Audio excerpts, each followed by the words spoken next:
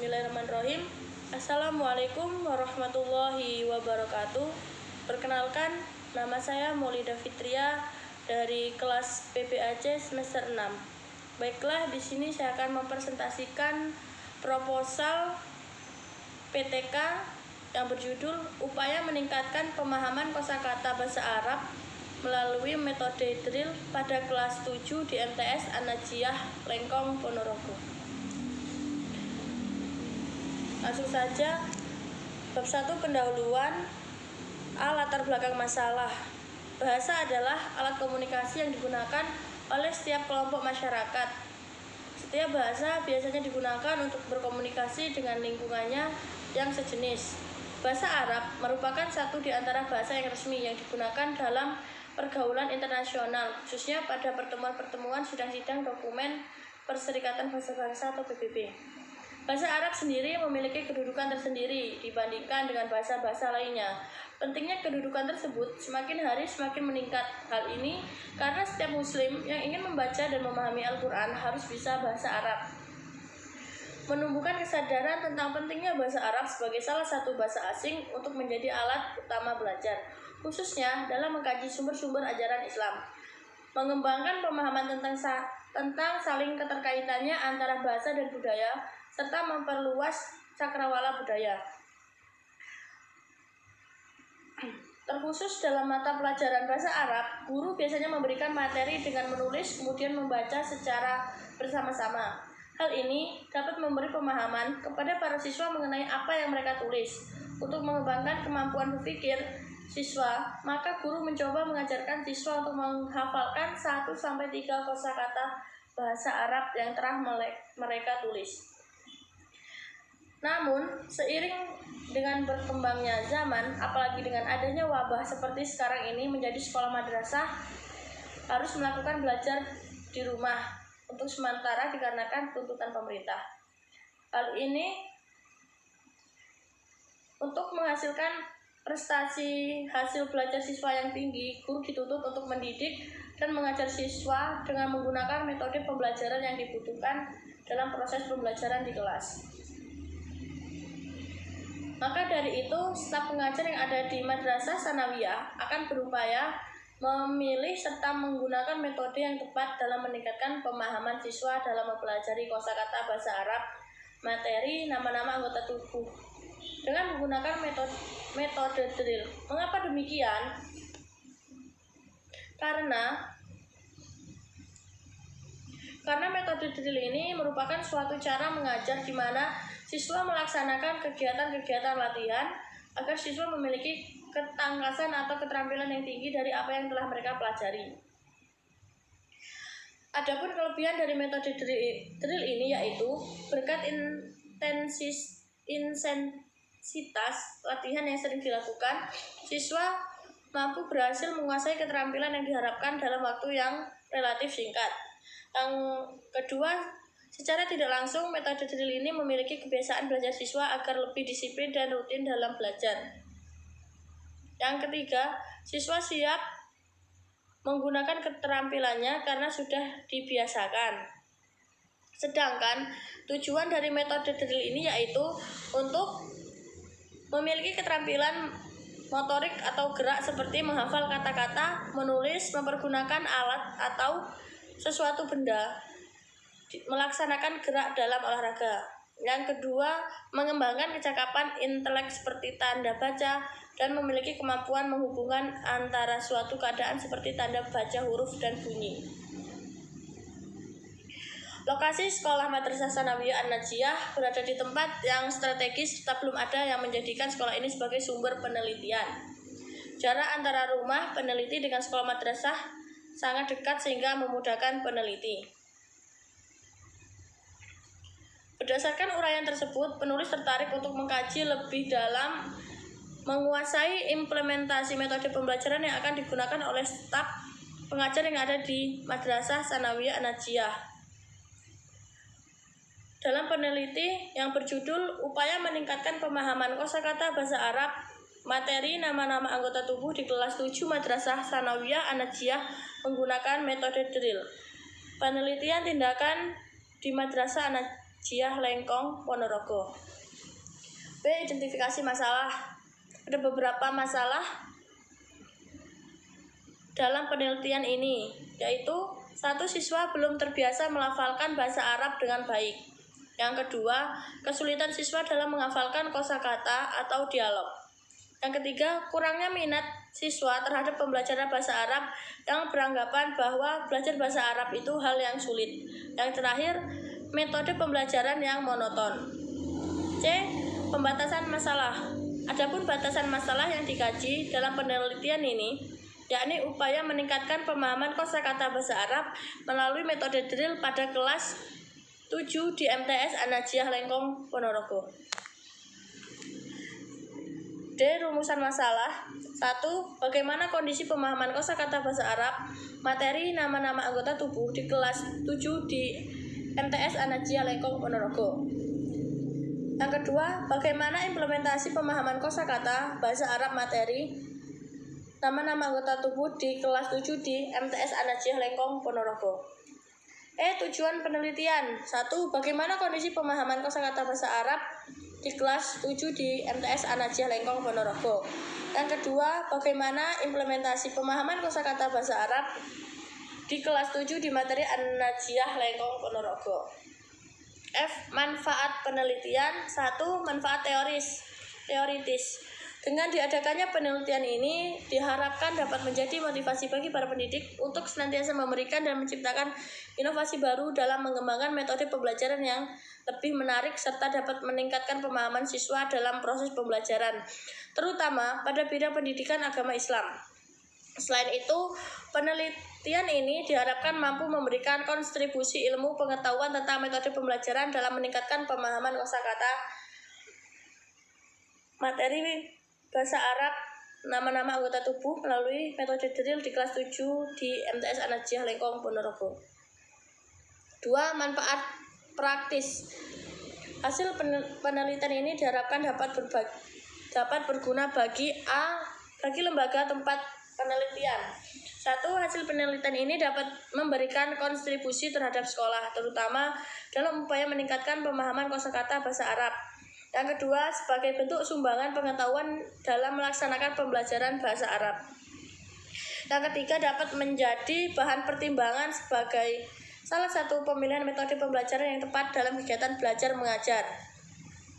Yang B, bagi pengajar atau tenaga pendidik. 1. Dapat menjadi masukan atau saran bagi guru dalam mengembangkan metode pembelajaran, khususnya dalam mata pelajaran bahasa Arab di kelas 7. Yang kedua, dapat menjadi bahan evaluasi sebagai upaya pemilihan metode yang tepat dalam kegiatan belajar mengajar di sekolah, khususnya di Madrasah Tsanawiyah An-Najiyah Lengkong, dan umumnya bagi seluruh tenaga pendidik dalam rangka mencapai tujuan pembelajaran. Yang C, bagi siswa. 1. Membantu meningkatkan pemahaman siswa dalam mempelajari kosakata bahasa Arab. Yang kedua, dapat membantu kesulitan siswa yakni memahami kosakata bahasa Arab. Yang D, bagi orang tua. 1. Peneliti ini diharapkan membantu orang tua dalam meningkatkan pemahaman siswa dalam memahami pelajaran bahasa Arab. Yang kedua, orang tua dapat memahami bagaimana metode pembelajaran yang digunakan oleh guru dalam meningkatkan pemahaman kosakata bahasa Arab. Bagi peneliti dan peneliti selanjutnya. 1. Peneliti memperoleh pengetahuan dan pengalaman sebagai guru yang berupa meningkatkan pemahaman kosakata bahasa Arab. Yang kedua, peneliti selanjutnya diharapkan dapat mengeksplor lagi berbagai metode pembelajaran yang baru untuk meningkatkan pemahaman siswa dalam proses pembelajaran. G. Sistematika pembahasan. Ini ada 3 bab, yaitu bab pertama berisi tentang pendahuluan yang memuat gambaran umum peneliti yang mencangkup latar belakang masalah, rumusan masalah, tujuan, dan manfaat penelitian. Yang bab kedua berisi tentang kajian teori penelitian terdahulu, kerangka berpikir, dan pengajuan hipotesis tindakan. Yang terakhir, bab ketiga berisi tentang pendekatan dan jenis penelitian, lokasi dan waktu penelitian, subjek penelitian, data dan sumber data, prosedur pengumpulan data, instrumen penelitian, teknik analisis, dan indikator keberhasilan. H. Jadwal penelitian.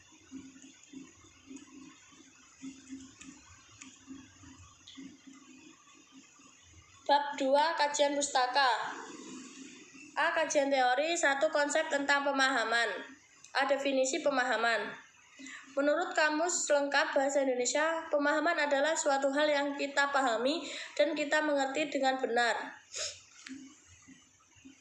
Menurut Nana Sudjana, pemahaman adalah hasil belajar. Misalnya, peserta didik dapat menjelaskan dengan susunan kalimatnya sendiri atas apa yang dibicarakan atau yang didengarnya. Memberi contoh lain dari yang telah dicontohkan guru menggunakan petunjuk penerapan pada kasus lain. Sementara, menurut Benjamin S. Bloom mengatakan bahwa pemahaman adalah kemampuan seseorang untuk mengerti atau memahami sesuatu setelah sesuatu itu diketahui dan diingat. Sementara, definisi pemahaman menurut Anna Sudijono adalah kemampuan seseorang untuk mengerti, mengetahui, atau memahami sesuatu yang dapat melihatnya dari berbagai segi. Siswa dikatakan paham jika siswa tersebut mampu memberikan penjelasan atau uraian yang lebih rinci dengan menggunakan kata-kata sendiri. B. Tingkatan-tingkatan pemahaman. 1. Penerjemahan atau translation. Menerjemahkan bisa diartikan sebagai pengalihan arti dan bahasa yang satu keadaan ke dalam bahasa yang lain.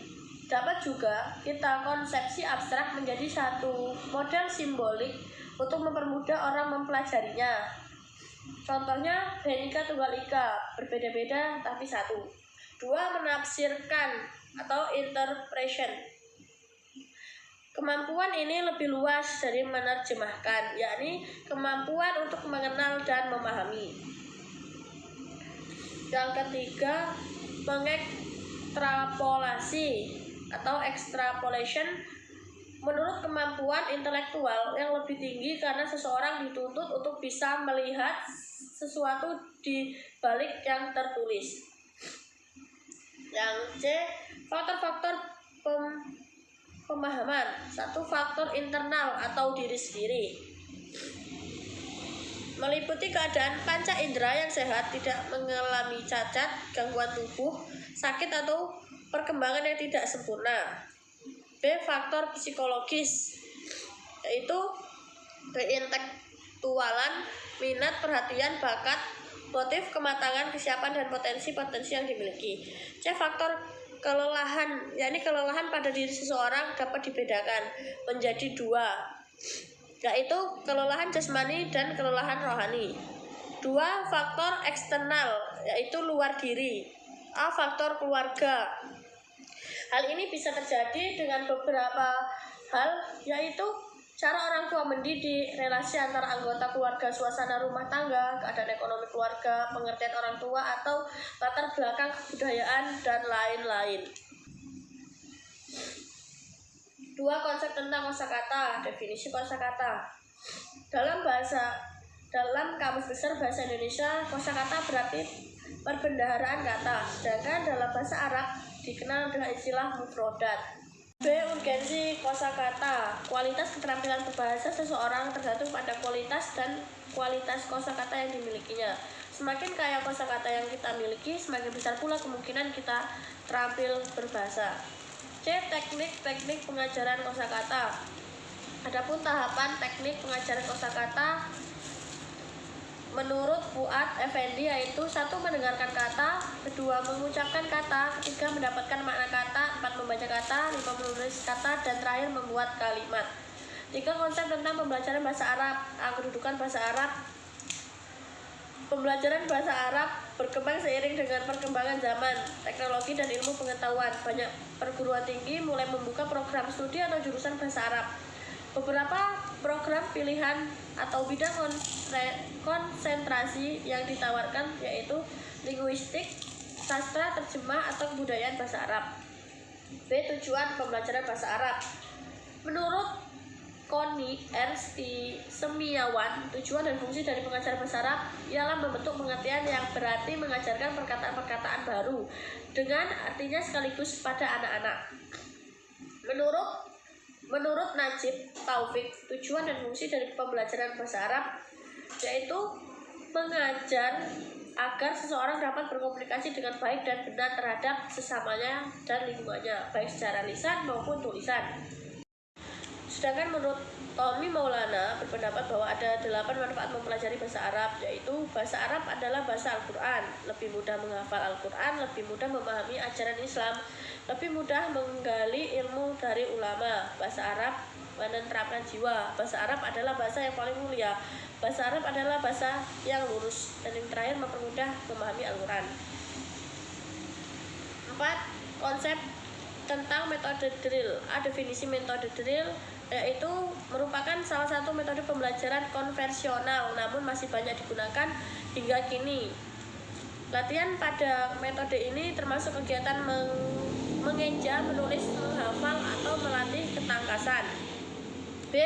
Tujuan metode drill yaitu ada 3. 1. Memiliki keterampilan motorik atau gerak seperti menghafal kata bahasa, menulis, mempergunakan alat, atau membuat suatu benda, melaksanakan gerak dalam olahraga. Yang kedua, mengembangkan kecakapan intelek. Yang ketiga, memiliki kemampuan menghubungkan antara sesuatu keadaan dengan hal lain seperti hubungan sebab akibat. C. Syarat-syarat metode drill yaitu ada 6. Yang D. Kelebihan metode drill yaitu ada 3. B. Telaah penelitian terdahulu. Penelitian Nurul Isna Lutfiyah pada tahun 2015 dalam sebuah jurnal yang berjudul Upaya Meningkatkan Prestasi Belajar Siswa pada Mata Pelajaran Bahasa Arab. Yang kedua, penelitian Lestari Dwi Aryani pada tahun 2019 dalam sebuah skripsi yang berjudul Pengaruh Menggunakan Metode Drill Terhadap Tingkatan Pemahaman dan Daya Ingat Siswa dalam Pembelajaran Kosakata Bahasa Arab. Yang C. Kerangka berpikir. Dalam proses pelaksanaan pendidikan di sekolah, salah satu faktor yang menentukan keberhasilan dalam proses belajar mengajar adalah faktor antara guru dengan siswa, serta faktor ketepatan menentukan metode mengajar. Metode mengajar merupakan salah satu bagian dalam kegiatan mengajar guna mencapai tujuan pengajaran. Yang D. Pengajuan hipotesis tindakan.